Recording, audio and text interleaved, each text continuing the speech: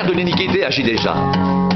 Il faut seulement que celui qui le retient encore ait disparu, et alors paraîtra l'impie que le Seigneur détruira par le souffle de sa bouche et qu'il anéantira par l'éclat de son avènement. L'apparition de cet impie se fera par la puissance de Satan, avec toutes sortes de miracles de signes et de prodiges mensongers, et avec toutes les séductions de l'iniquité pour ceux qui périssent, parce qu'ils n'ont pas reçu l'amour de la vérité pour être sauvés.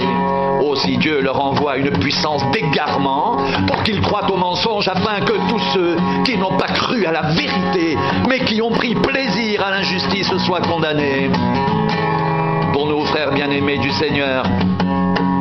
nous devons à votre sujet rendre continuellement grâce à Dieu,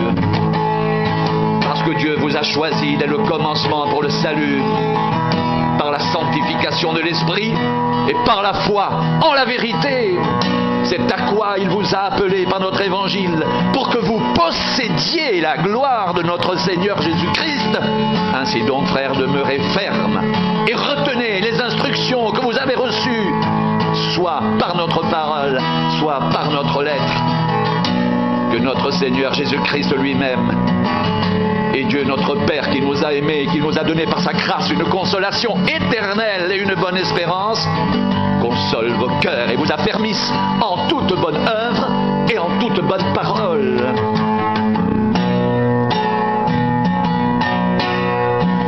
Je t'en conjure devant Dieu et devant Jésus-Christ, qui doit juger les vivants et les morts, et au nom de son apparition et de son royaume, prêche la parole, insiste en toute occasion, favorable ou non, reprend, censure, exhorte avec toute douceur et en instruisant, car il viendra un temps où les hommes ne supporteront pas la saine doctrine, mais ayant la démangeaison d'entendre des choses agréables, ils se donneront une foule de docteurs selon leur propre désir, détourneront l'oreille de la vérité et se détourneront vers les fables. Mais toi, sois sobre en toutes choses. Supporte les souffrances, fais l'œuvre d'un évangéliste, remplis bien ton ministère, car pour moi, je sers déjà de libation, et le moment de mon départ approche. J'ai combattu le bon combat, j'ai achevé la course, j'ai gardé la foi.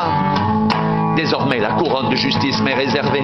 Le Seigneur, le juste juge, me la donnera dans ce jour-là, et non seulement à moi, mais encore à tous ceux qui auront aimé son avènement.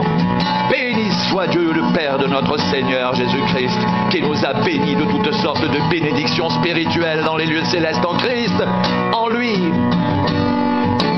Dieu nous a élus avant la fondation du monde, pour que nous soyons saints et irrépréhensibles devant lui, nous ayant prédéterminés dans son amour à être ses enfants d'adoption par Jésus-Christ, selon le bon plaisir de sa volonté, à la louange de la gloire de sa grâce qu'il nous a accordée en son bien-aimé. En lui, nous avons la rédemption par son sang, la rémission des péchés, selon la richesse de sa grâce que Dieu a répandue abondamment sur nous, par toute espèce de sagesse et d'intelligence, nous faisant connaître le mystère de sa volonté, selon le bienveillant dessein qu'il avait formé en lui-même, pour le mettre à exécution lorsque les temps seraient accomplis, de réunir toutes choses en Christ, celles qui sont dans les cieux et celles qui sont sur la terre.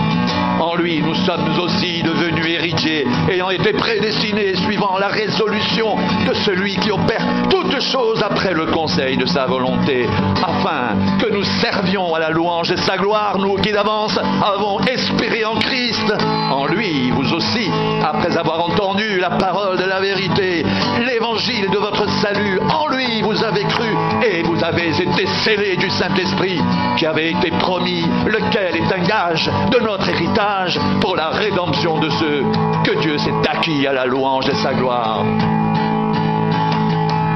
Bien-aimés, comme je désirais vivement vous écrire au sujet de notre salut commun, je me suis senti obligé de le faire, afin de vous exhorter à combattre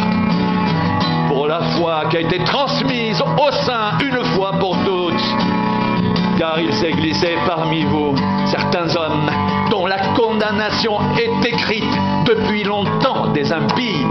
qui changent la grâce de notre Dieu en dissolution et qui renient notre seul Maître et Seigneur Jésus-Christ.